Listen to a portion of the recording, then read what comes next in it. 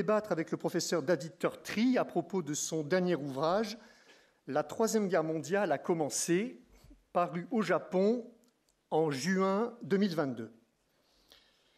Emmanuel Todd, vous avez la réputation d'aimer le débat honnête, où l'on peut s'exprimer librement et qui est devenu, reconnaissons-le, plutôt rare aujourd'hui au pays de Voltaire.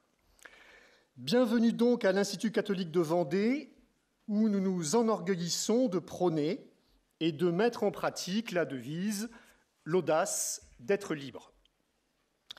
Emmanuel Todd, vous êtes né en 1951, vous êtes historien et anthropologue de formation, mais on pourrait également dire que vous êtes sociologue et surtout démographe, un domaine dans lequel l'idéologie a peu de place et dans lequel on peut difficilement camoufler la réalité. Votre thèse de doctorat de l'Université de Cambridge en anthropologie historique porte sur les structures familiales.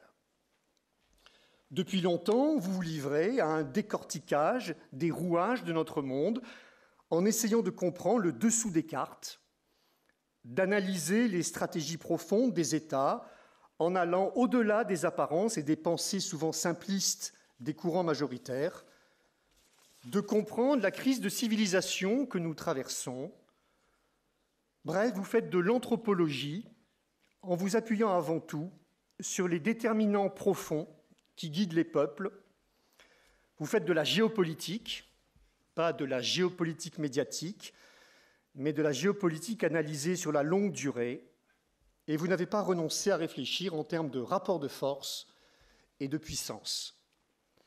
Avant de parler de votre dernier ouvrage, 3 livres parmi la vingtaine que vous avez écrites résument votre démarche intellectuelle. Dans La chute finale, essai sur la décomposition de la sphère soviétique, vous aviez prévu dès 1976, de manière fort clairvoyante, l'écroulement de l'URSS en raison de son échec économique, de la désagrégation du système social et de la baisse du niveau de vie, camouflé par des statistiques officielles mensongères ou tout simplement dissimulées. On pense notamment à la mortalité infantile, statistique qui vous est particulièrement chère. Au moment où, au contraire, la menace que faisait peser l'Union soviétique sur l'Europe occidentale était perçue comme particulièrement grave par des esprits aussi éclairés que Raymond Aron. Alors que c'est bien au moment où un système tente vainement de se réformer qu'il est le plus vulnérable. Nous rappellerons que l'autre intellectuelle qui avait prévu l'éclatement de l'URSS en tant qu'empire, Hélène Carrère d'Ancos, s'était plutôt trompée, elle, sur le diagnostic, en pensant que l'implosion aurait lieu sous la pression des minorités musulmanes. Plus de 45 ans après la publication de ces 2 ouvrages, il serait intéressant de voir si les choses ne se sont pas inversées, à savoir une économie russe qui tient plutôt très bien le coup, mais des nationalités qui entendent se séparer de la maison mère. En tout cas, 32 ans après la fin de l'URSS et du communisme, la Russie est toujours là, et bien là. Dans L'illusion économique, essai sur la stagnation des sociétés développées, publié en 1997, vous leviez le voile sur le capitalisme à la fin du 2e millénaire, à l'aune de la chute des taux de croissance, de la montée des inégalités, de la pensée unique chez les élites en matière de libre-échange, des contradictions de la mondialisation et de l'impuissance des dirigeants. Votre critique prémonitoire de l'euro est analysée non pas en partant de l'économie, mais, comme toujours, de l'anthropologie, en montrant qu'une monnaie unique ne peut pas être une bonne solution pour des peuples foncièrement différents. Et vous en appeliez au sursaut par le retour de la nation, seule à même de redonner un sens à la collectivité d'appartenance. Enfin, dans Après l'Empire, essai sur la décomposition du système américain, dès 2002, vous annonciez le déclin américain au moment où d'autres analystes créaient, eux, le concept d'hyperpuissance. En vous basant toujours sur une analyse pluridisciplinaire, anthropologique, économique, démographique, vous démontriez que c'était les États-Unis qui avaient plus besoin du reste du monde que l'inverse, un peu à la manière de la dialectique du maître et de l'esclave. Et comme vous l'écriviez, le monde de plus en plus produit pour que l'Amérique consomme, le déficit commercial américain devenant alors un véritable prélèvement impérial, voire une forme de prédation. Alors que le rôle des États-Unis fut déterminant et positif dans l'après-guerre pour reconstruire une Europe ravagée, leur puissance militaire serait désormais devenue la seule manière de maintenir leur universalisme idéologique. La lutte contre le terrorisme aurait même été instrumentalisée par eux, afin qu'ils puissent réellement apparaître comme la nation indispensable, comme le disait Madeleine Albright, pour éviter le chaos sur une planète de plus en plus instable. Le phénomène d'oligarchisation, pour reprendre vos termes, expliquerait d'ailleurs le déclin de la démocratie américaine. Ce soir, vous allez nous parler de votre dernier ouvrage, paru donc au Japon en 2022. Selon vous, la Troisième Guerre mondiale aurait bien commencé en février 2022 en Ukraine. Et en mettant en évidence la part idéologique et culturelle de cette guerre, vous pensez qu'elle peut durer, car elle est vécue de manière existentielle pour la Russie, point de vue que partage un autre grand analyste américain, John Mearsheimer. Vous pensez également qu'en se lançant dans les sanctions économiques, les Occidentaux n'avaient absolument pas détruit l'économie russe, comme ils affirmaient vouloir le faire. L'économie russe semble plutôt bien résister, mais ont plutôt largement contribué à transformer cette économie russe en une économie de guerre. Par ailleurs, vous estimez que la Russie n'est pas isolée, peut compter sur une forme de neutralité bienveillante de la part d'autres pays, je pense aux BRICS, mais également à de nombreux pays en Afrique. Après vous avoir écouté, nul doute que nos étudiants ne manqueront pas de vous interroger sur les grands débats de ce conflit. Les Russes misent-ils sur l'essoufflement économique des Occidentaux? Les Européens sont-ils ceux qui paieront le prix le plus lourd dans cette guerre en termes d'appauvrissement? La Russie n'éprouve-t-elle pas une sorte de mépris pour une Europe jugée décadente, faible et prétentieuse, et en ne souhaitant finalement plus parler qu'avec les États-Unis, comme durant la guerre froide? La neutralisation de l'Ukraine, à la manière de la Finlande et de l'Autriche durant la guerre froide, n'était-elle pas la solution la meilleure pour les populations et pour l'Europe en général? Assiste-t-on d'une manière générale à la fin de l'Occident? La Russie, la Chine, l'Inde, la Turquie ont-ils réussi à créer cette collusion tacite entre ex-bloc socialiste et un peu l'ex-mouvement des non-alignés que leur détestation d'un Occident arrogant réunit? L'Amérique peut-elle continuer à dominer sans le dollar? Quel est là-dedans le jeu de la Pologne? Que fait la France dans le commandement intégré de l'OTAN? Que pensez-vous du bellicisme ambiant? Et enfin, la formule que l'on prête à l'historien François-Auguste Mignet en 1824 à propos de la déclaration de guerre de la France à l'Autriche en 1792. Le véritable auteur de la guerre n'est pas celui qui la déclare, mais celui qui la rend nécessaire. Est-ce que cette formule vous paraît adaptée à la guerre russo-ukrainienne? En remontant un peu plus dans le temps, nos étudiants chercheront également à avoir votre sentiment sur certaines questions cruciales de ces 30 dernières années, sur lesquelles les avis divergent. L'Occident a-t-il réellement laissé tomber la Russie en 1991 en profitant de la faiblesse du président Eltsine, ou bien est-ce un mythe? A-t-on refusé à la Russie sa place dans la nouvelle architecture européenne qui s'était construite? Par leur interventionnisme tous azimuts, les Occidentaux ont-ils créé des précédents fâcheux qui servent aujourd'hui aux Russes pour justifier leur propre interventionnisme, que ce soit au Kosovo en 1999, en Irak en 2003, en Libye en 2011? L'élargissement de l'OTAN était-il vraiment nécessaire ou n'est-il justifié a posteriori qu'au nom d'une prophétie autoréalisatrice? Que peut-on penser du slogan « autonomie stratégique de l'Europe » ? La Chine souhaite-t-elle réellement aider la Russie? C'est M. David Turtry qui débattra avec vous ce soir, docteur en géographie et chercheur associé au Centre de recherche Europe-Eurasie. Il est maître de conférences en sciences politiques à l'ICES. Spécialiste du monde caucasien, ses travaux portent sur la géopolitique de la puissance russe. Il est l'auteur, en 2021, d'un ouvrage largement remarqué par la critique, « Russie, le retour de la puissance ». Monsieur Emmanuel Todt, je vous souhaite une excellente soirée à l'ICES et vous cède avec grand plaisir la parole.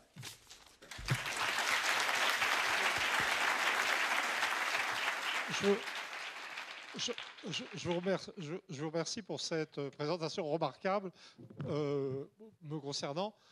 Pour ce qui concerne toutes les questions à résoudre, voilà, j'espère ne pas trop décevoir parce que le sujet est... Très bien, alors pas de problème. Je voudrais juste dire un petit mot sur les raisons de ma présence ici, en dehors du fait que je suis très heureux d'être ici, en ce lieu. Et finalement, oui, c'est vrai, l'idée de liberté de l'esprit est devenue sympathique en général, même si je viens d'un univers idéologique très différent. Mais l'une des raisons pour lesquelles je suis venu, c'était pour faire la connaissance concrète de David Turtry, dont le livre que vous avez mentionné est pour moi l'un des éléments fondamentaux que je l'avais lu avant la guerre. Et grâce à ce livre, j'ai eu le sentiment d'aborder le conflit sans être idiot, puisque j'étais préparé psychologiquement à la résistance de l'économie russe par la lecture de ce livre. Donc je suis aussi ici pour lui rendre hommage. Voilà.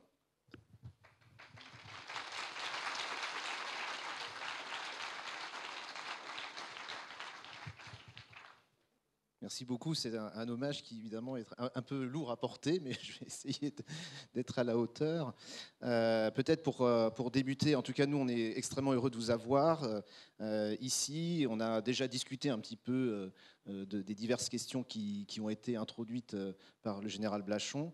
Et peut-être revenir finalement à cet ouvrage qui était publié au Japon. Alors le Japon, ça nous permet de décentrer le regard, et je pense que ça c'est un élément extrêmement important, parce que le regard sur ce conflit en Occident, il est tellement auto-centré qu'on a du mal finalement à en discerner les enjeux, et ce qui fait que, eh bien, on va de surprise en surprise finalement. On va de surprise en surprise à la fois dans le déroulement de ce conflit, dans effectivement ce qu'on a évoqué, la résistance inattendue de l'économie russe, mais aussi dans le positionnement des acteurs à l'international, hein, et notamment le fait que finalement l'Occident est beaucoup moins suivi qu'il ne l'aurait pensé.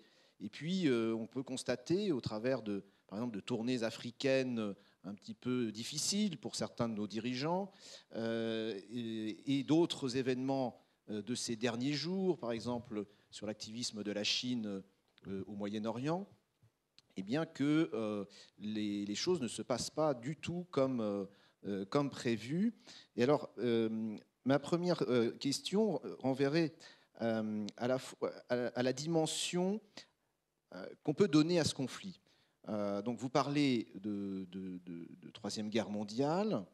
On parle plutôt dans nos médias de conflits ukrainiens, parfois de conflits russo-ukrainiens.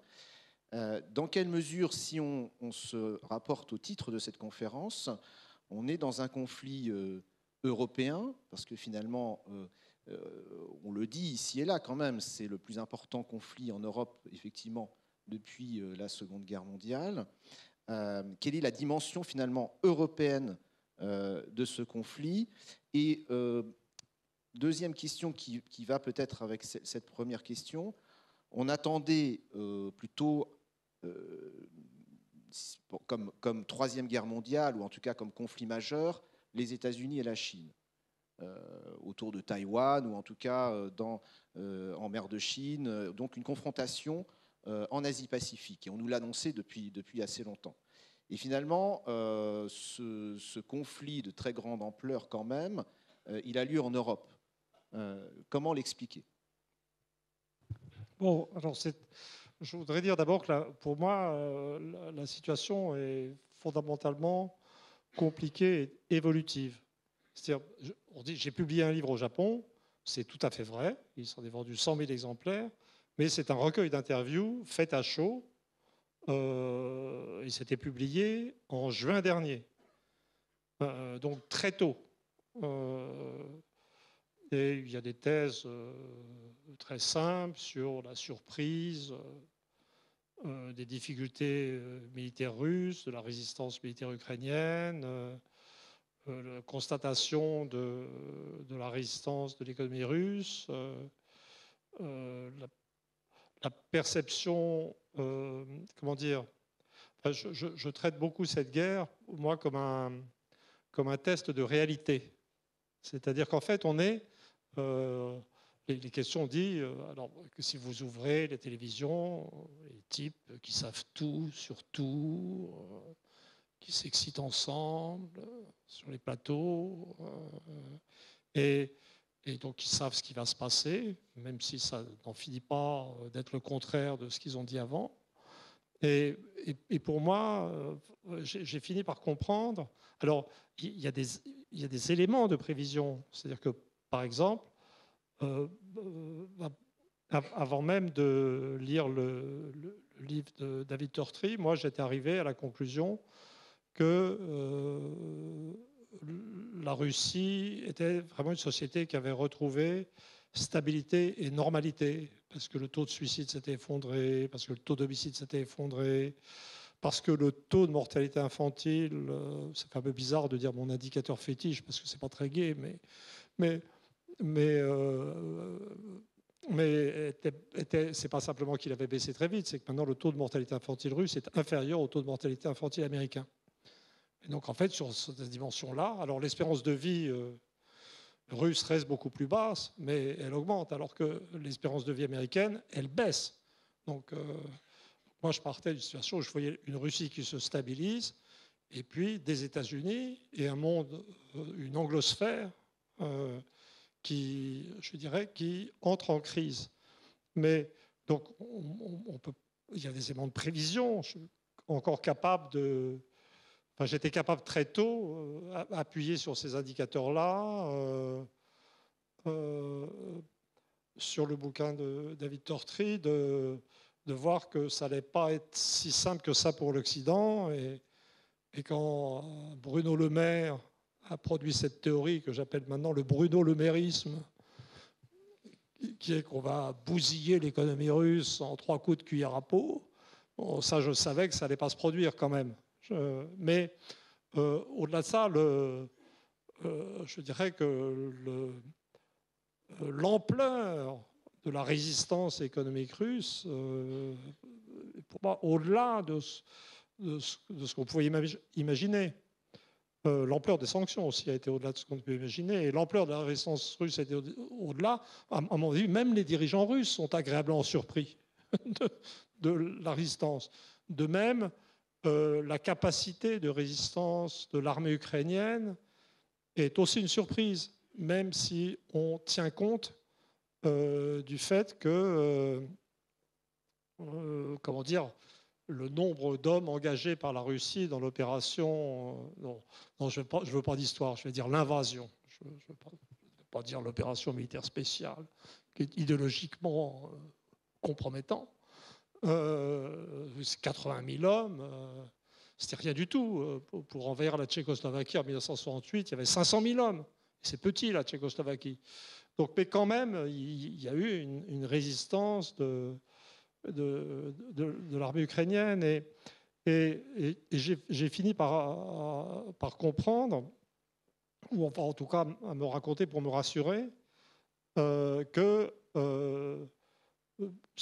la question, à partir du moment où on est engagé dans cette guerre, dont on voit qu'elle dure, etc., c'est plus tellement de prévoir, c'est d'accepter d'être modeste dans les événements et de se consoler de notre incapacité à prévoir en nous disant qu'au moins, ça va nous dire la vérité sur le monde.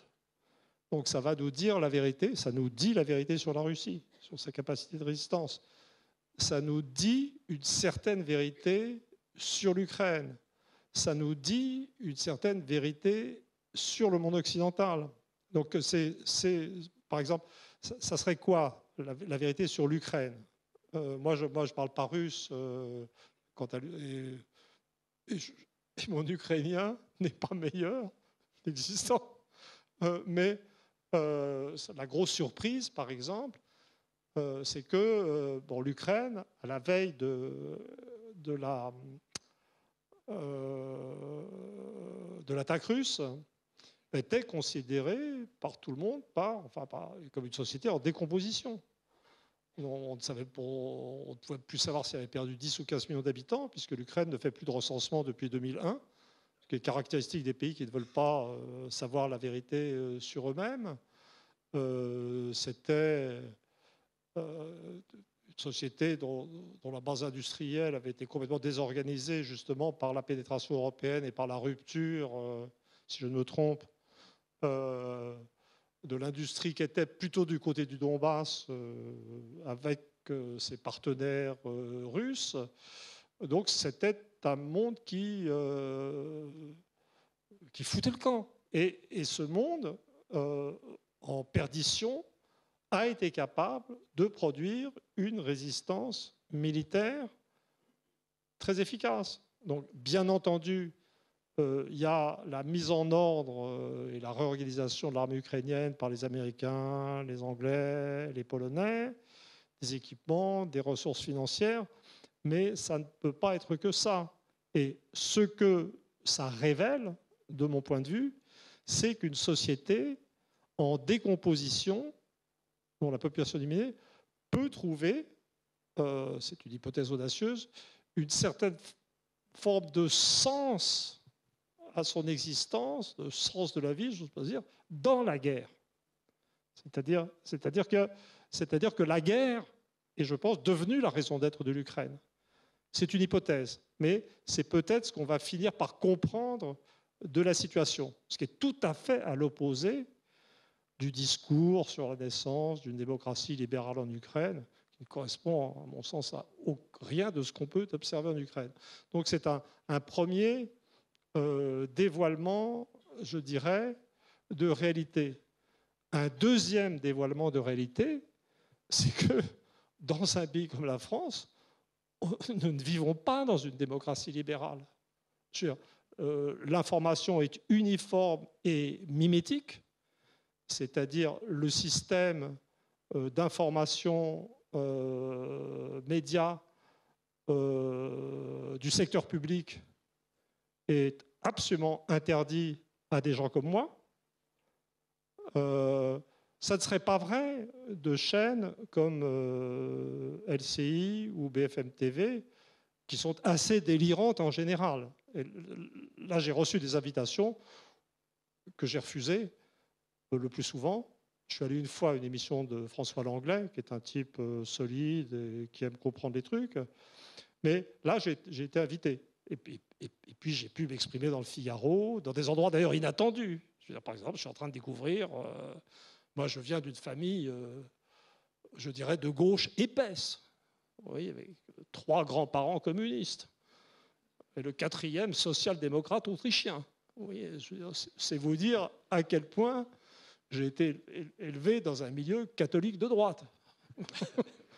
Voilà. Et donc, l'une des choses que je dois commencer à essayer de comprendre, c'est pourquoi je reste un type de gauche assez banal, moi-même. Hein. Je ne suis pas du tout... je me définirais maintenant comme un conservateur de gauche. Parce que je crois en l'égalité, ce qui est une valeur un peu archaïque. Donc, je suis un conservateur de l'idée d'égalité. Mais donc, je dois réfléchir à cet état... ce n'est pas du tout du totalitarisme en France. On peut s'exprimer, il y a des trucs vidéo, il y a des journaux encore. J'ai pu faire des choses dans Marianne, comme je disais, le Figaro. Mais on a... Enfin, quand on voit les types s'exciter sur des plateaux de télévision de ces politiques, par exemple, qui relèvent de l'État et qui reprochent le contrôle des médias par Vladimir Poutine, on a envie de hurler de rire. Vous voyez ce que je veux dire? C'est-à-dire que ce n'est pas la totalité. Mais nous, on n'est pas en guerre, en plus, en théorie. En théorie, on n'est pas en guerre. Donc, il y a tout un élément de révélation du fait que je ne pense pas qu'on puisse dire que la France, au stade actuel, est une démocratie libérale. Ce n'est pas une surprise complète, puisque j'avais écrit un bouquin qui s'appelait « Après la démocratie », vers 2006 ou 2007. Donc, on y est. Mais quand on fait un référendum ici qui ne plaît pas aux dirigeants, on s'assied dessus, je pense à 2005. Mais quand même, là, pour cette chose incroyable qui produit sur nous tous, je pense, un effet de sidération de l'arrivée de la guerre sur le continent européen, c'est quand même hyper étrange de se rendre compte qu'on a un système d'information totalement uniforme et donc et qui me met dans une situation où maintenant j'ai l'impression alors il y a des gens qui m'accusent pas tant que ça finalement d'être un kremlinolâtre ou un poutinophile ou un anti-américain, un américanophobe, je ne sais pas. Mais non, en fait, moi, mon combat actuel, c'est pour la pluralité de l'information en France. Vraiment, c'est tout, quoi. Voilà. Alors, la révélation la plus importante, je crois, ça renvoie plutôt à ce livre, L'illusion économique, qui a été cité, c'est sur la réalité de l'économie occidentale et la réalité de l'économie américaine. C'est-à-dire que au début de la guerre, donc le Bruno-Le-Mairisme devait considérer implicitement, et les néoconservateurs américains, qu'un pays comme la Russie, dont le PIB doit représenter, en ajoutant la Biélorussie quand même, par courtoisie, c'est une plaisanterie privée, si on peut dire, et, doit faire 3,3% du PIB occidental, c'est-à-dire Union européenne, anglosphère, Japon, Corée. Et donc nous tombons sur cette énorme surprise de ce 3% qui peut faire face à cette masse immense de l'Occident collectif, c'est comme ça qu'on dit. Et donc, en fait, qu'est-ce que ça veut dire, ça? Ça veut dire simplement que le PIB ne représente plus rien du tout. Ça veut dire que le PIB américain, c'est des médecins trop payés, avec une mortalité qui augmente d'ailleurs, des médicaments trop chers, avec la même mortalité qui augmente, des avocats trop payés, des je ne sais pas quoi, enfin n'importe quoi en fait, et que ça ne correspond pas à la réalité. Et que, je dirais symétriquement, le 3% russe cache la réalité physique de l'économie russe. Ça, c'est ce que j'ai découvert dans le bouquin de David Tortry avec le redécollage de l'agriculture russe après 2014. J'ai découvert le retour des Russes dans le domaine de la production de centrales nucléaires et de divers d'autres éléments. Et donc ça, c'est un énorme test de réalité qui est en train, ces jours-ci, d'arriver à maturité parce qu'on arrive à ce qu'on appelle guerre d'attrition, pas tellement la guerre d'attrition sur les hommes, mais la guerre d'attrition sur les matériels, où on voit... Alors la presse quand même américaine, la presse anglaise est folle. Hein. Je veux dire, honnêtement, la lecture du Guardian, c'est le seul que je lis régulièrement parce que c'est gratuit. Je veux dire, déjà ils étaient un peu fous pendant le Brexit, le Guardian, mais alors là maintenant c'est terminé, ils sont en coma dépassé. Hein. C'est vraiment c'est hallucinant. Mais dans la presse américaine, sur le site du CNN, on trouve des informations. Et en particulier, c'est d'ailleurs sur le site du CNN qu'on a vu apparaître les premières inquiétudes américaines sur la production de matériel de guerre. Et donc, à mesure que d'un côté, on découvrait que les missiles russes qui étaient épuisés continuaient d'exister, donc on subodorait l'existence d'usines quelque part, je ne sais pas, du côté de l'Oural. Et surtout, on découvrait que toutes les chaînes de production de je ne sais plus quel type de missiles, j'aime pas trop la guerre, ça m'intéresse pas tellement en fait personnellement, je veux dire, avaient été démontées depuis les années 80.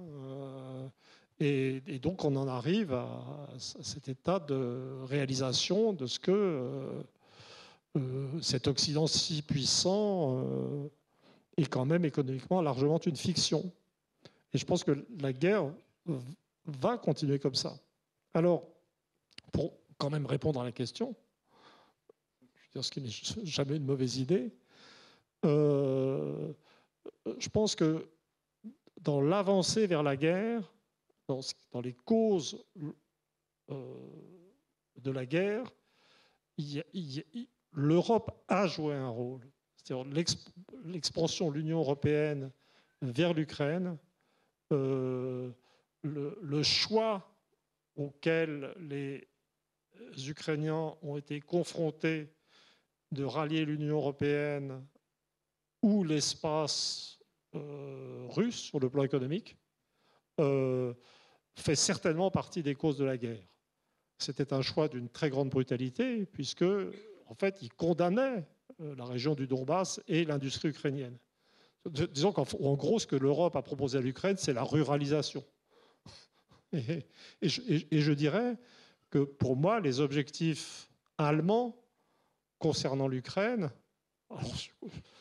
l'Allemagne est un pays charmant, de toutes sortes de qualités, efficace, mais qui me semble engagé dans une rationalité économique pure qui atteint le stade de la névrose. C'est-à-dire, c'est vraiment un pays pacifique. Il n'y a plus d'armée.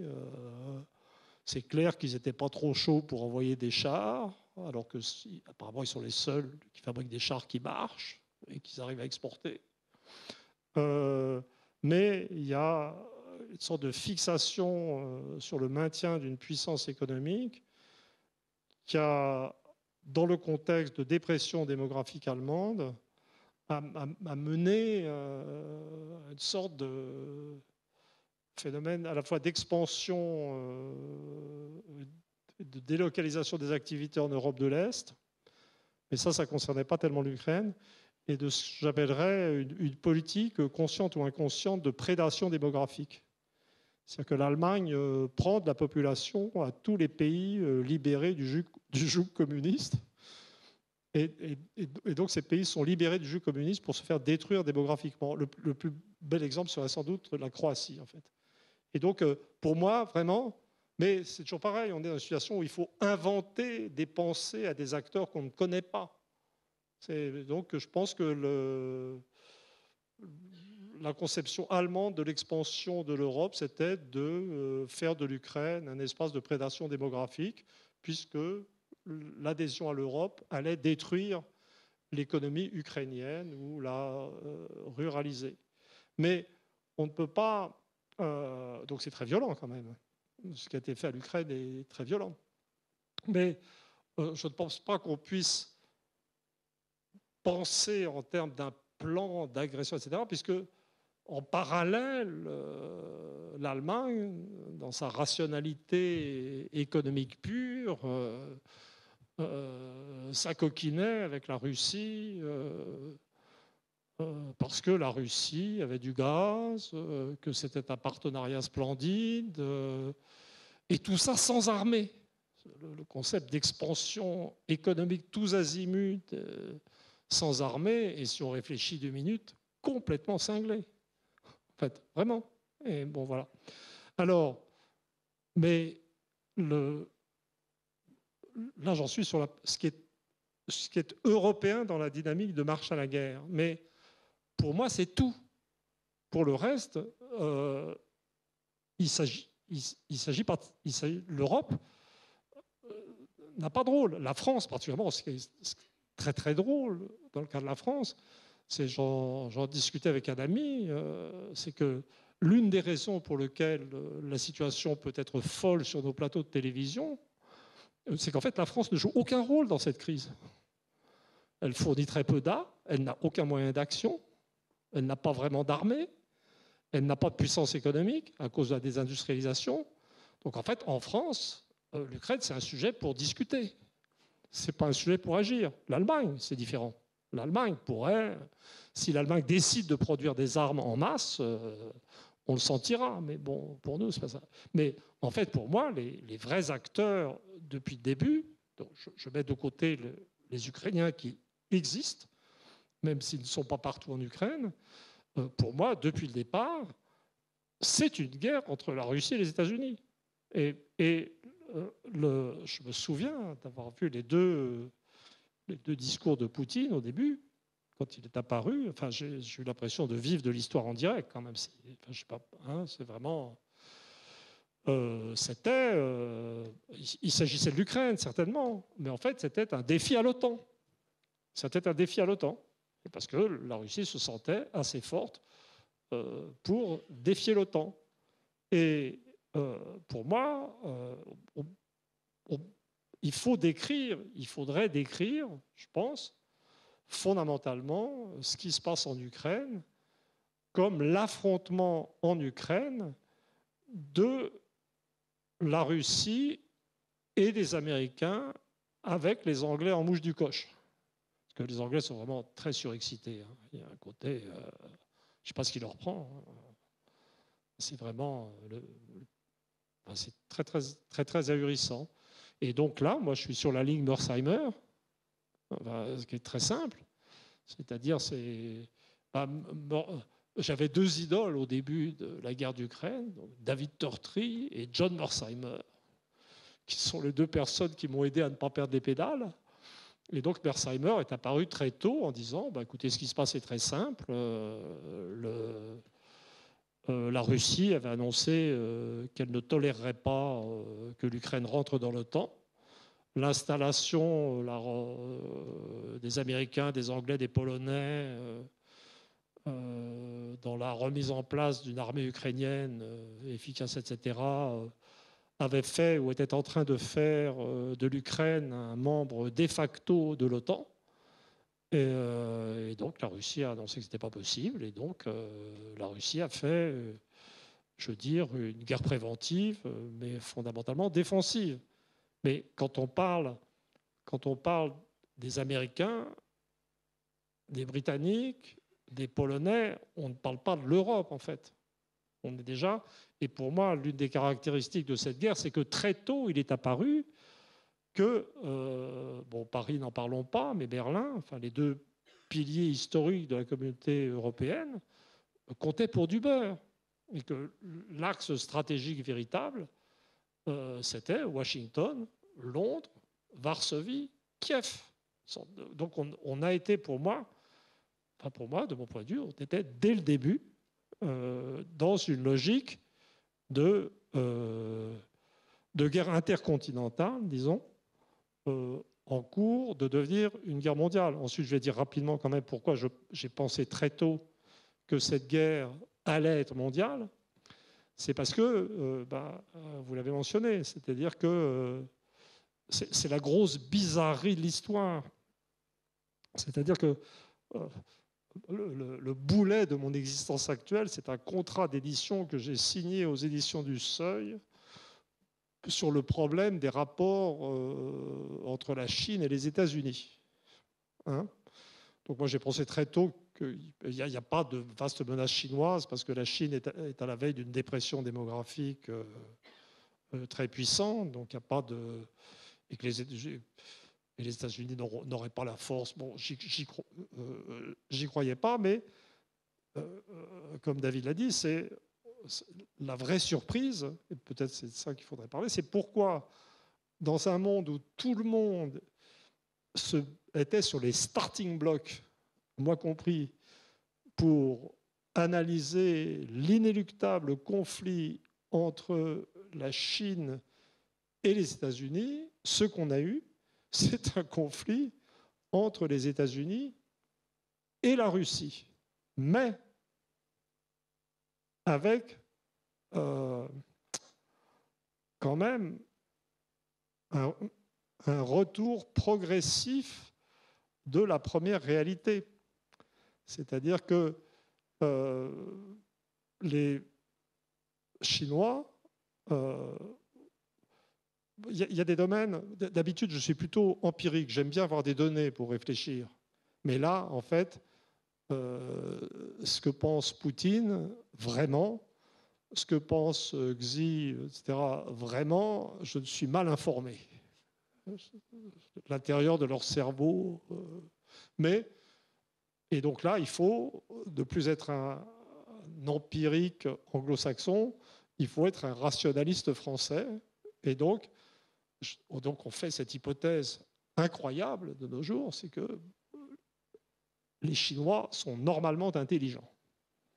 Vous voyez, mettez ça sur une hypothèse nouvelle. Les Chinois sont normalement intelligents. Et donc, ils sont... D'accord. Ah, mais moi, je n'ai pas peur de me mouiller. Hein. Je suis un type courageux, je fais des hypothèses. Hein, et avancées. Et donc les Chinois, normalement intelligents, non mais je dis ça parce que, vous voyez, pendant des mois, on a eu un discours, oui, les Chinois veulent bien soutenir un peu les Russes, mais pas trop. Et puis, en fait, les rapports avec les États-Unis sont très importants. Et puis, vous savez, il y avait tous les pékinologues qui interprétaient des mots chinois. Les Chinois reprochaient ceci ou cela à la Russie. Je ne sais pas si vous vous souvenez. Voilà. Bon, ça voilà. Mais quoi? Les Chinois, c'est des types normalement intelligents. Ils savent que si la Russie tombe, ensuite, c'est leur tour. Et donc, en fait, depuis le début, les Chinois n'ont aucun choix que de soutenir la Russie. C'est tout. Et donc, moi, c'est ça qui m'a fait penser, dès le début, que la guerre était mondiale. Alors, évidemment, j'étais un peu aidé, puisque je voyais la Chine de Tokyo. Donc, c'est difficile de ne pas voir la Chine quand on a des liens personnels avec le Japon. Hein. C'est difficile de ne pas les voir.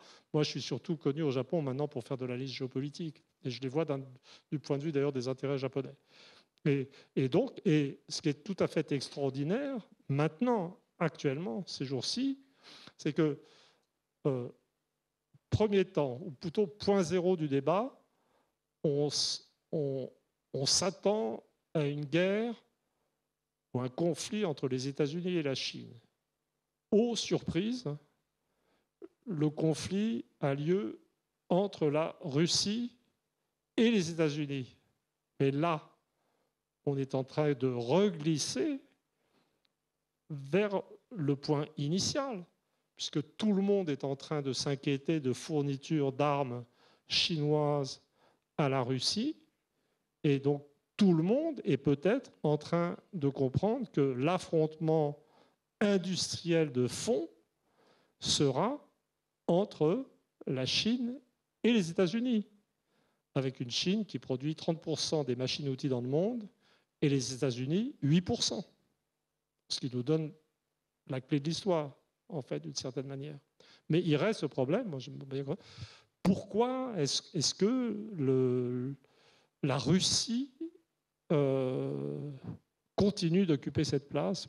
Pourquoi elle a cette espèce de fascination ou de chiffon rouge et pourquoi les Américains se sont en fait laissés entraîner dans un affrontement industriel avec la Russie qu'ils ne sont pas capables d'assumer, en fait. C'est une vraie question. J'ai à peu près répondu ou pas? Oui, je crois. Oui. Je crois. C'est très difficile parce que le sujet est sans cesse mouvant. C'est-à-dire, et là, là, le dernier truc, c'était, on voit la Chine au centre du jeu maintenant, organisant des accords entre les Iraniens et les Saoudiens. Et donc, il y a quand même le retour de cette question fondamentale. Merci beaucoup pour cet exposé très, très large et surtout qui revient sur des éléments de fond, des évolutions moyen et long terme. Je pense que c'est extrêmement important parce qu'on est dans le court-termisme, on est effectivement dans ces plateaux de télévision où certains spécialistes sont dans la tête de Vladimir Poutine, contrairement donc oui, excusez-moi, j'avoue. Voilà, donc ça, il est fou, sanguinaire. Voilà, soit il est fou, soit en tout cas on connaît le coup d'après. Donc soyons peut-être un peu plus modestes, mais en même temps essayons de voir d'essayer de voir transparaître le fond de l'affaire et ce que vous avez dit sur les surprises. En fait, on a été de surprise en surprise. Hein. Effectivement, cette résistance ukrainienne inattendue qui renvoie à la question de l'identité des Ukrainiens, mais pas seulement, parce que après tout, rappelons-nous, la guerre civile russe, c'était des Russes et des Russes qui se battaient. Est-ce que ça voulait dire qu'il y avait une identité particulière d'un côté et de l'autre? Dans le conflit actuel sur le terrain, vous avez des Russes et en face, vous avez des russophones. 90% des soldats qui se battent sur le terrain partagent une même langue. Et quand vous regardez les élites russes, vous avez beaucoup de noms de famille qui sont typiquement ukrainiens, pratiquement au plus haut sommet de l'État. Quand vous regardez les élites ukrainiennes, vous voyez des noms russes partout. Donc ce conflit, il est extrêmement complexe. On peut rester au niveau déjà russo-ukrainien, on pourrait passer des heures à analyser les tenants et les aboutissants de ce conflit, la dimension identitaire, la dimension politique. Je lisais récemment le témoignage d'un jeune russe qui est né en Ukraine, qui s'est réfugié en Russie parce qu'il vivait à Mariupol, qui dit qu'il est complètement dans une situation infernale pour lui, parce que il se sent solidaire plutôt de l'Ukraine comme son pays de naissance, et en même temps, il se sent éthiquement russe. Et donc, il est écartelé. Donc, sur le terrain, c'est beaucoup plus cette situation-là qu'on a que la description qu'on nous en fait d'un enthousiasme absolu de l'ensemble de l'Ukraine contre une invasion russe et d'une différence majeure entre une identité ukrainienne qui serait constituée ou qui se constituerait dans la guerre et un envahisseur moscovite, plus ou moins asiatique, qui serait perçu comme totalement étranger à la conscience ukrainienne. Donc il y a différents aspects à ce conflit, mais déjà sur le terrain ukrainien, c'est complexe. Sur celui de l'économie, pour compléter un tout petit peu, je dirais que j'aurais plusieurs aspects. Le premier aspect sur la surprise sur les surprises liées à la résistance russe. Un premier aspect, c'est celui de la préparation qui a été celle de la Russie à une aggravation des relations avec l'Occident. Depuis au moins 2014, les autorités russes ont beaucoup travaillé pour se préparer à un éventuel choc. Alors ça ne veut pas dire qu'elles se préparaient à la guerre. Il n'est pas certain que c'était prémédité. Mais disons qu'on a eu beaucoup d'actions, notamment dans le système financier, avec la dédollarisation d'une partie de ce système financier, des actions concrètes sur un équivalent russe du SWIFT qui a été créé, qui permet aux banques russes de continuer à échanger entre elles, même si elles sont coupées du système occidental, un système de cartes bancaires russes qui a pris le relais automatiquement quand l'ensemble des cartes bancaires en Russie ont été débranchées de Mastercard et de Visa. Vous imaginez demain, si la France était débranchée des Visa et de Mastercard, on retourne à l'âge de pierre. En Russie, les Russes ne l'ont même pas ressenti, en tout cas en Russie même, parce que le système russe a aussitôt basculé pour continuer à faire fonctionner ces cartes pourtant occidentales, de banques russes, mais utilisant le système occidental. Donc, je ne vais pas rentrer dans les détails, mais il y a eu un véritable... Donc ça, c'est le premier élément, qui n'était pas assez bien analysé du côté occidental. Parce que le discours dominant chez les spécialistes, y compris chez les spécialistes de la Russie, c'est beaucoup de spécialistes, c'était de dire, oui, mais enfin, cette politique de souveraineté économique, elle ne donne pas de résultat. Le système Poutine est corrompu et inefficace, et donc, toutes ces actions, ça n'a pas d'impact majeur sur la réalité économique du pays. Il semblerait que ce soit un tout petit peu plus compliqué qu'il n'y paraît de ces analyses qui, par ailleurs, et c'était aussi une des motivations de mon ouvrage sur l'idée de la puissance.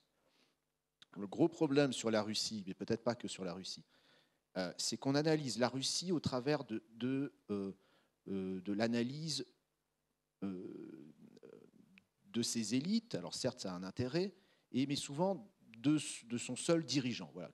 La Russie, c'est Poutine, et Poutine, c'est la Russie.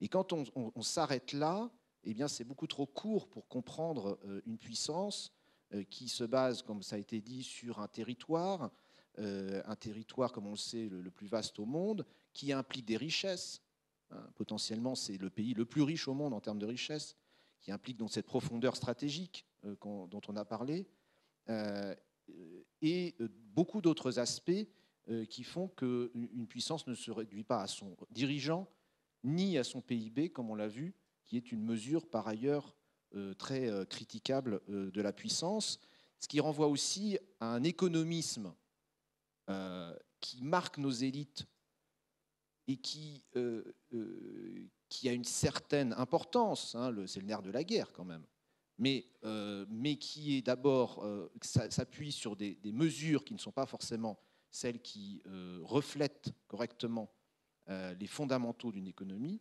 et puis qui réduisent la puissance à des seuls aspects économiques. Et là, on a la preuve, là, sur l'idée de ça nous donne, ça illustre la réalité du monde.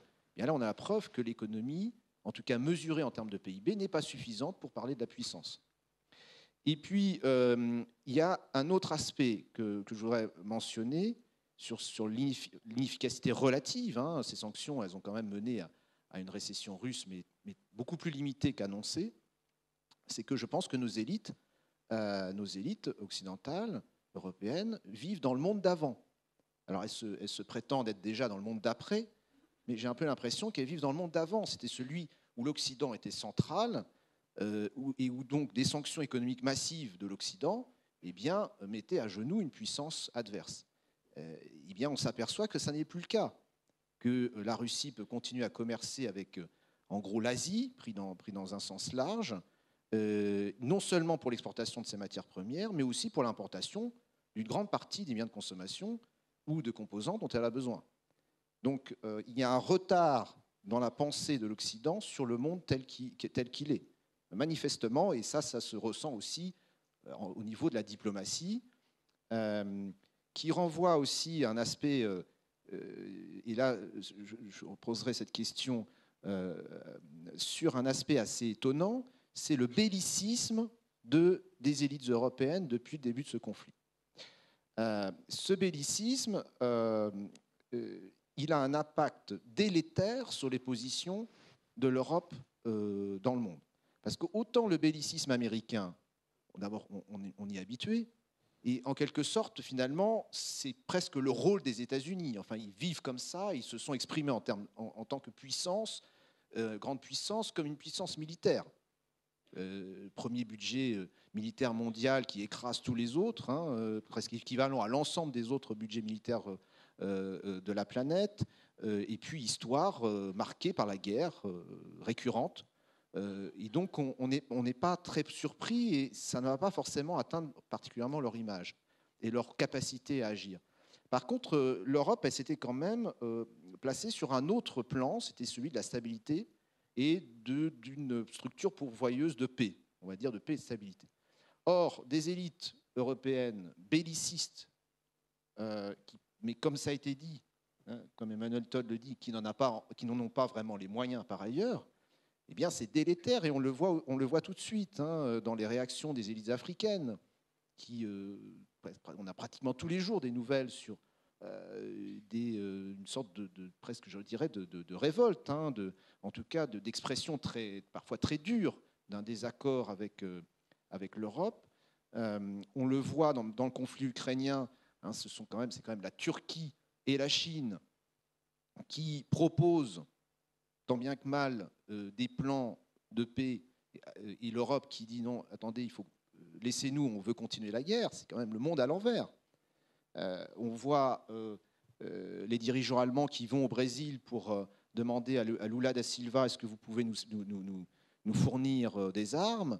Et le dirigeant brésilien qui, écoutez, nous sommes un pays de paix, il faudrait que vous fassiez la paix sur le continent européen. C'est-à-dire que on n'est plus du tout dans notre rôle, et c'est le reste du monde qui nous fait la leçon désormais sur ce conflit qui est très largement, justement, je pense, vu comme un conflit européen ou occidental, et qui nous ramène finalement dans une position d'infériorité, de déclassement vis-à-vis du reste du monde. Et donc ma question serait la suivante. comment expliquer ce bellicisme européen? Qu'est-ce qui explique que nos élites européennes, qui s'étaient quand même placées très largement dans l'idée d'une forme de fin de l'histoire, hein, la guerre, c'est pas bien, et nous, on va exporter nos valeurs au travers notamment de cette structure très originale qu'est l'Union européenne. Comment expliquer qu'on bascule, qu'on ait basculé dans ce bellicisme? À mon avis, c'est le genre de sujet sur lequel il faut vraiment prendre du recul. C'est-à-dire, pour moi, la première chose à faire, je ne sais pas si je me répète ou non, mais là, il le faut de toute façon, c'est d'essayer d'évaluer la situation des diverses sociétés dans leur trajectoire. Donc, la Russie, c'est un pays qui, certes, s'était préparé à quelque chose et préparé sans doute à récupérer une partie de terres considérées comme russes, etc. Mais c'est fondamentalement une société qui vient de survivre à l'effondrement du communisme, qui a souffert d'une façon abominable dans les années 1990 et qui a retrouvé, sous Poutine, dans les 20 dernières années, pour moi, ça va au-delà de la stabilité. C'est une société qui a retrouvé un sens des choses. Je veux dire, quand on a tant souffert, peut-être c'est un peu le genre d'état d'esprit qu'il y avait en Europe occidentale après la Deuxième Guerre mondiale ou au Japon. J'en ai parlé. C'est déjà super d'avoir survécu. C'est déjà un projet en soi. Et donc ça donne un pays qui est fondamentalement à l'équilibre et paisible.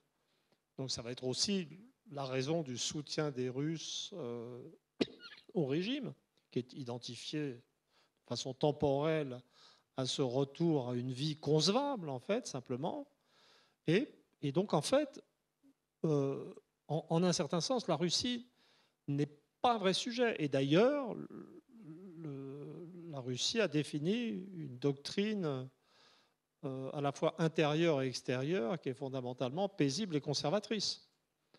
Je veux dire, il y a un discours conservateur qui associe dans une fraternité inédite la religion et la partie positive du stalinisme. C'est un écuménisme quand même d'un genre nouveau qui a été établi par Poutine, on peut dire ça quand même, non? Bon, donc voilà, donc c'est pas un sujet. Mais la Chine, la Chine, l'Inde, la Turquie, ce sont des sociétés en décollage. Ce sont des sociétés qui sont en train d'échapper à la pauvreté,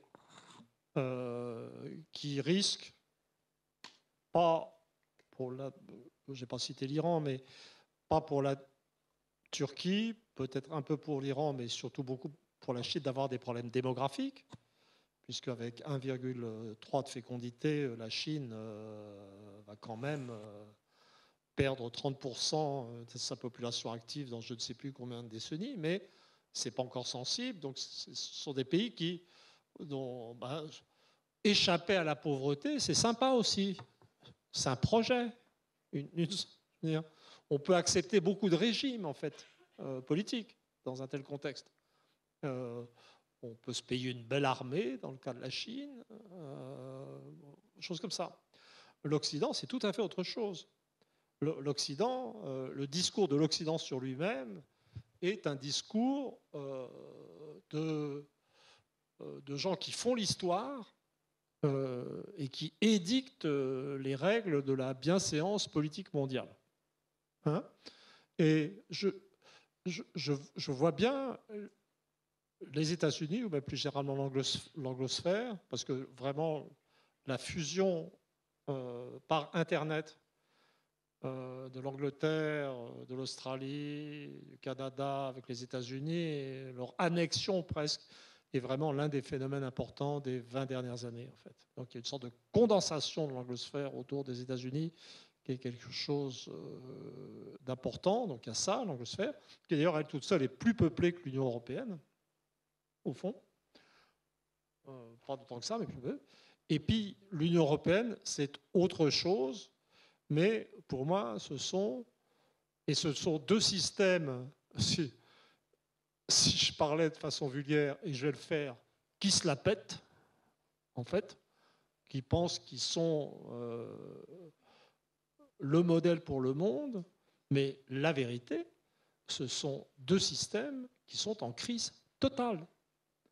C'est-à-dire, il y a la chose qui avait le plus attiré mon attention depuis le traité de Maastricht, la construction de la monnaie unique, la façon dont l'Europe a vécu la crise financière de 2007, 2008, etc., c'est que l'Union européenne est en vérité un système qui garde un niveau de vie appréciable, mais qui, en tant que projet historique, politique, philosophique ou tout ce qu'on veut, est en perdition.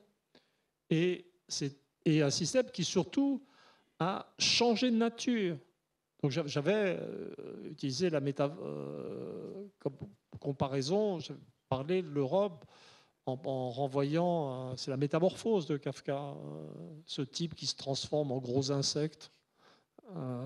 L'Europe, c'était un projet égalitaire, sympathique, démocratique et libéral, copiloté par la France et l'Allemagne, qui était à peu près à parité, qui était juste un peu plus égale que les autres, mais pas tant que ça.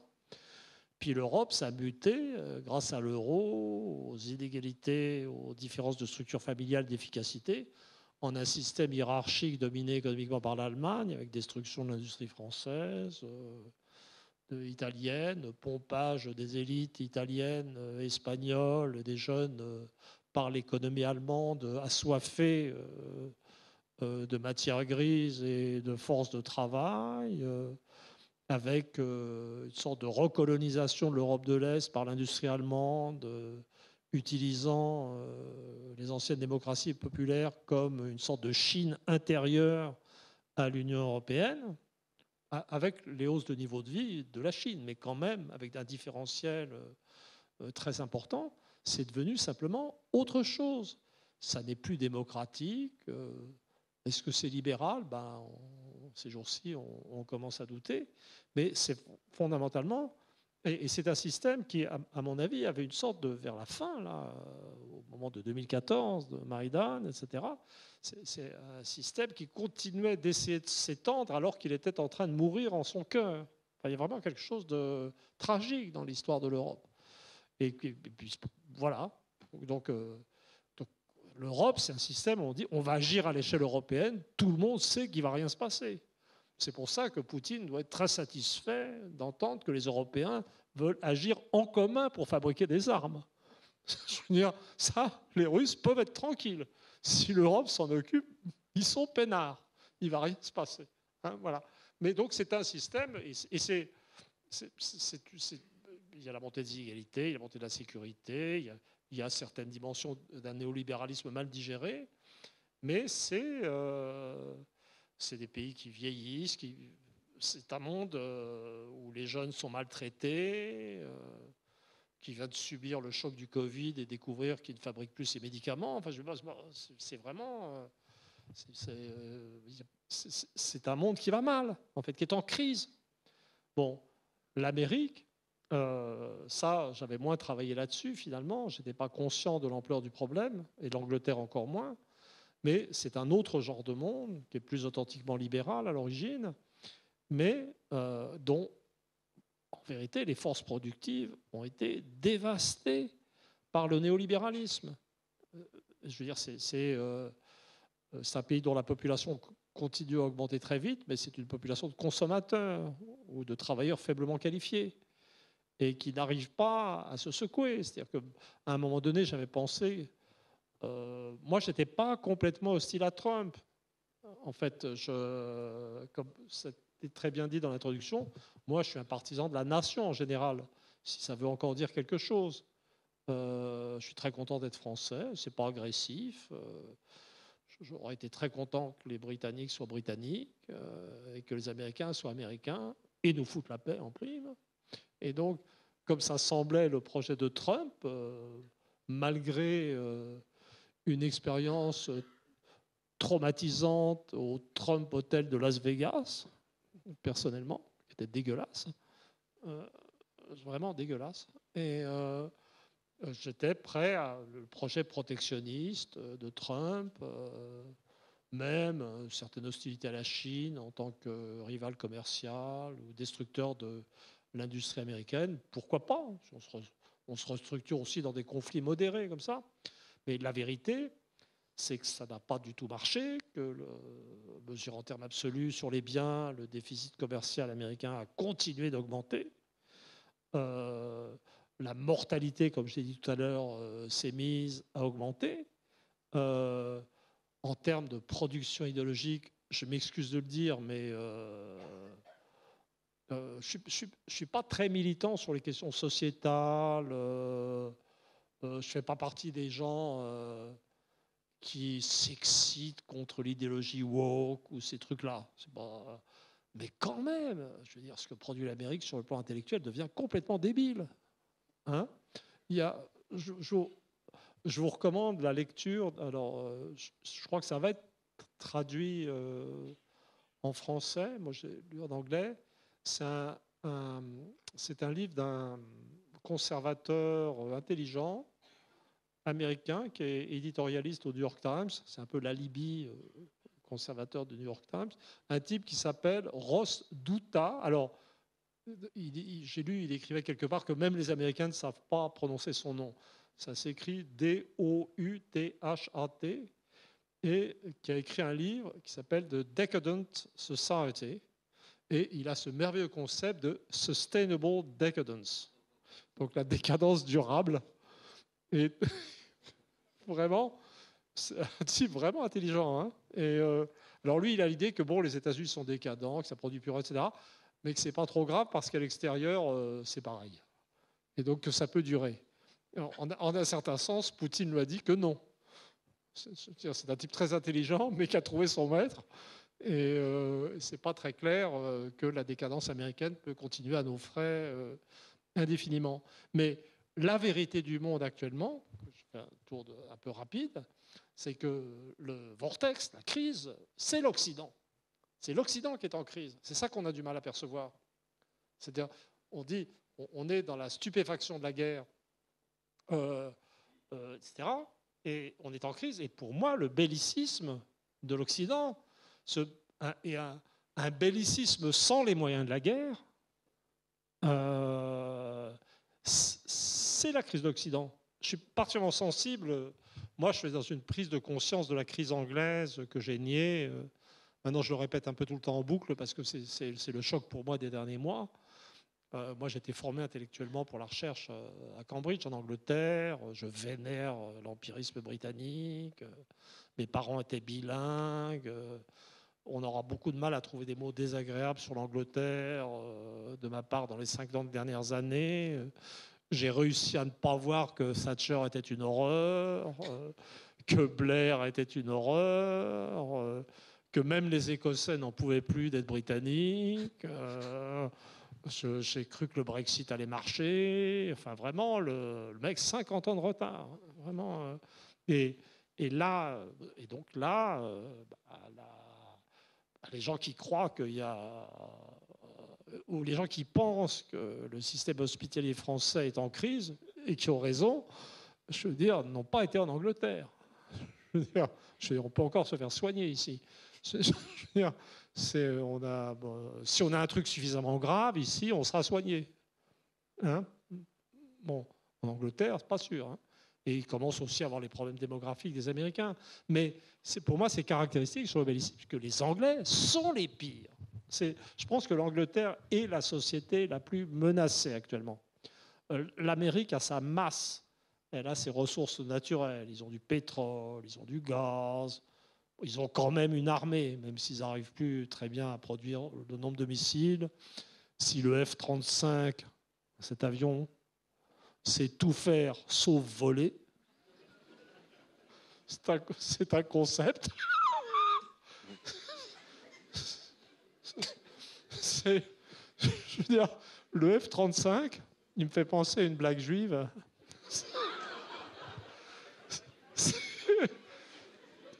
C'est un type qui a un camion de pantalons qui n'ont qu'une jambe. Et il revend son camion de pantalons qui a une jambe, il en revend un autre type. Puis cet autre type le revend à un autre type, et puis ça continue comme ça. Et puis finalement, il y a un mec qui dit, mais non, mais je ne vais pas t'acheter ce camion de pantalons, c'est idiot, ils n'ont qu'une jambe. Alors tu dis, c'est pas des pantalons pour porter, c'est des pantalons pour acheter, pour vendre, pour acheter, pour vendre. Ça, c'est le F-35. Donc, voilà. Mais je suis d'origine juive. Hein. Et catholique. Les deux. 50-50. Et donc...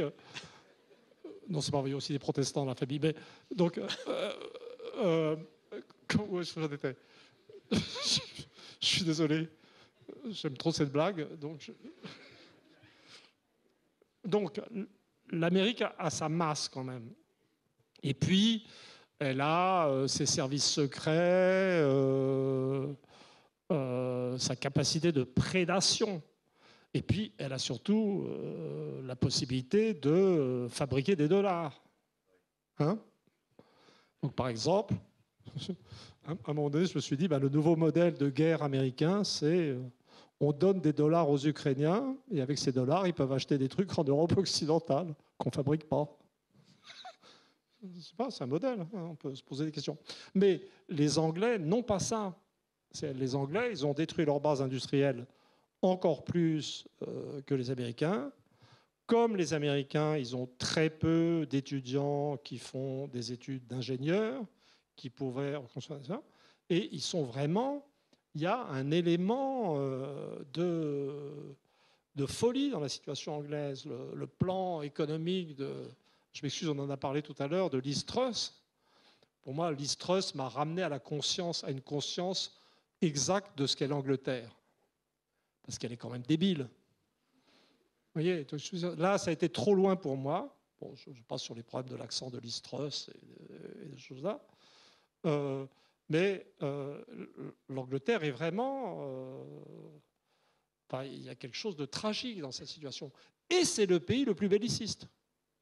C'est-à-dire que tous les jours, le Ministry of Defense, le ministère de la Défense, produit des communiqués analysant l'évolution de la situation sur le terrain, comme si l'Angleterre était une puissance mondiale, et d'ailleurs, elle veut intervenir dans le Pacifique. Donc là, c'est l'archétype de ce que vous évoquiez, d'une sorte de bellicisme qui n'en a pas les moyens. Et donc, pour moi, ce bellicisme, c'est la crise de l'Occident, mais c'est un bellicisme fictif, parce que, mais même l'Amérique, en fait, parce que ce qu'on disait du PIB américain, il faut peut-être l'appliquer à l'armée américaine aussi. On dit, c'est 40% des dépenses militaires mondiales, mais 40% de quoi? C'est quoi ces 40%? Des types trop payés aussi? Oui, donc en ce sens, c'est vraiment dur parce que ça nous plaise ou non, on est des Occidentaux. Si l'Occident coule, c'est nous qui coulons. Il faut être réaliste. On ne peut pas se réjouir d'être dans le camp des perdants si on perd. Quand même. Et le fait d'être lucide dans le camp des perdants en ayant bien dit qu'on allait perdre ne nous fera pas aimer des gagnants. Oui, donc c'est vraiment... Mais il faut qu'on se voit tel qu'on est. Alors, il y a une chose dont je voudrais parler et qui peut-être vous permettrait de suivre les événements qui approchent et qui, moi, m'intéressent beaucoup.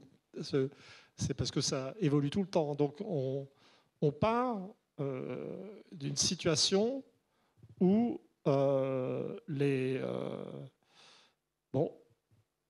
Poutine jette le gant à l'OTAN. Et là, un moment de pause stupéfaite, difficulté militaire, mais l'économie russe tient le coup. Alors, la plupart des pays du monde n'adopte pas les sanctions de l'Occident collectif, mais quand même essaye de ne pas trop se mouiller. Parce qu'en fait, on ne sait pas trop comment ça va tourner. Et puis, à mesure qu'il est clair que la Russie va sans doute tenir, les gens se libèrent un peu. Les gens sont de plus en plus prêts à s'engager avec la Russie. Les Iraniens entrent dans une coopération militaire tout à fait évidente avec la Russie. Les Chinois durcissent le ton. L'Arabie saoudite, qui s'était contentée d'être complaisante avec la Russie sur le plan du pétrole, se réconcilie sous égide chinoise avec l'Iran. Mais ça, c'est peut-être un processus dynamique de... On n'est pas sûr. Hein. Moi, je ne suis pas comme les mecs sur les plateaux télé. Hein. Je ne lis pas l'histoire droit dans les yeux. Hein. On ne sait pas, c'est des hypothèses. Mais peut-être que ce qui est en train de se passer, c'est que, prenant conscience du fait que le défi russe aux États-Unis peut aller quelque part, les gens se démasquent comme hostiles aux États-Unis. Je vais vous donner un dernier exemple qui vous surprendra peut-être. La Suisse. La Suisse, qui au départ avait semblé très complaisante avec la mécanique des sanctions occidentales et dont on supposait qu'elle perdait sa neutralité, etc., était simplement prise dans un mouvement dans lequel l'Amérique semblait, ou l'OTAN semblait contrôler la situation. Mais ces jours-ci, les gens accusent la Suisse de ne plus vouloir, ou de jamais vouloir livrer d'armes, etc. L'une des choses qui m'intéresse, que je trouve le plus fascinante, c'est sur l'Occident, on revient sur le concept de guerre mondiale, guerre européenne. C'est-à-dire que, en fait, à la veille de cette guerre, les gens pensaient tous en termes de reflux de la puissance américaine. Échec de la guerre d'Irak, reflux honteux d'Afghanistan. On était dans le genre de modèle que j'avais décrit après l'Empire, d'une rétraction du système américain. Et puis, la résistance des Ukrainiens, le ralliement de tout le monde autour des États-Unis a fait oublier ça. Et tout d'un coup, tout le monde disait « Ah, mais l'OTAN est formidable, l'Amérique est essentielle, etc. » Mais la vérité de la dynamique historique, c'est bien le reflux de la puissance américaine et la réorganisation du monde indépendamment des États-Unis. Mais ce qu'on a du mal à le voir, nous, en Europe, on le voit partout. Il y a un bouquin du ministre indien des Affaires étrangères, dont je n'arrive pas à mémoriser le nom, sur ce thème d'un reflux de la puissance américaine, et qui dit très lucidement d'ailleurs que la Chine non plus dominera pas le monde. Mais nous, on a du mal à le voir parce que je pense qu'à mesure que le système américain se rétracte, il pèse de plus en plus sur les alliés et protectorats. C'est-à-dire le système américain, tel que le voyait Brzezinski, c'était, il sort de la Deuxième Guerre mondiale, c'est la conquête de l'essentiel de l'Allemagne et du Japon, deux puissances industrielles. C'est les deux piliers du système américain. Et puis il y a le reste du monde, etc. Et en fait, dans le reflux de l'impérium américain, du monde unipolaire qui avait suivi l'effondrement du système soviétique, il me semble que les États-Unis accroissent leur prise et essayent d'augmenter l'augmentation des Européens, des Japonais et des Coréens. Et nous, on ne voit pas, on est dans la... Ce serait, regardez où on en était au moment de la guerre d'Irak, quand on avait des conférences de presse communes de Schröder, Poutine et Chirac. L'Europe existait, il y avait une marge. Hein, et là, l'action américaine a brisé les accords entre la Russie et l'Allemagne. Les Américains ont fait péter Nord Stream. On est, en fait, avec la complaisance de nos dirigeants, pourquoi il faudra le savoir, on est beaucoup plus sous emprise américaine. Ça doit avoir un rapport avec Internet pour moi, qui a condensé aussi pour nous. Donc, on est beaucoup plus sous emprise américaine qu'on ne l'était, alors que le reste du monde est en train de se dégager. Nous serons la dernière colonie. Oui, c'est très riant, je suis... Oui, c'est très optimiste. Non, mais non, c'est pour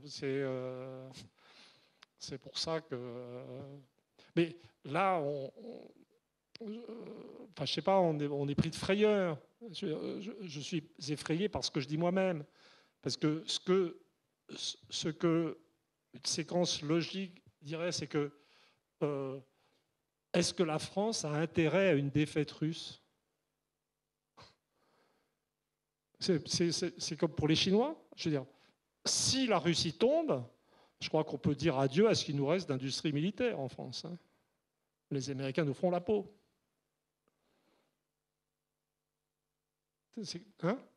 C'est-à-dire qu'il n'est pas du tout clair que l'intérêt national de la France soit ce qu'on nous dit sur nos plateaux de télévision. Mais est-ce que les élites françaises pensent leur politique dans cette catégorie ? Le mystère de la France, c'est la disparition du sentiment national. Enfin, je suis désolé de le dire, c'est un fait. Je ne suis pas en train de m'indigner. C'est-à-dire, pour moi, c'est le mystère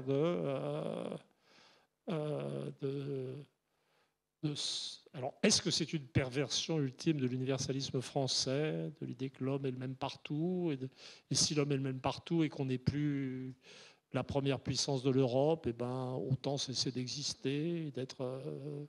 je ne sais pas, il y a un mystère. Les Allemands ne sont pas du tout comme ça. Les Allemands pensent qu'ils sont Allemands. Enfin, il n'y a pas de... C'est très ce qui se passe en France, c'est quand même assez particulier. Hein. Enfin, sur le plan idéologique. C'est-à-dire, quand je vois le journal Le Monde dénoncer sans arrêt les entreprises françaises qui continuent d'essayer de survivre sur le marché russe, donc, ou Total, enfin, quand je vois le journal de référence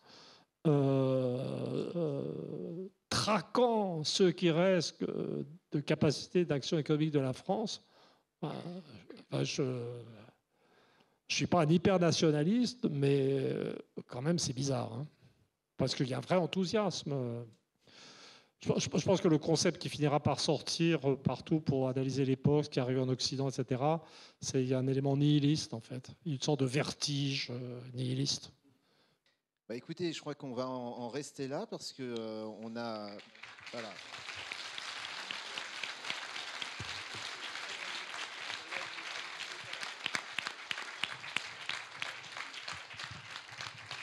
Et encore une fois, un grand merci à Emmanuel Todt de s'être déplacé, d'avoir gentiment répondu à toutes ces questions. C'est moi qui remercie pour l'invitation et l'accueil.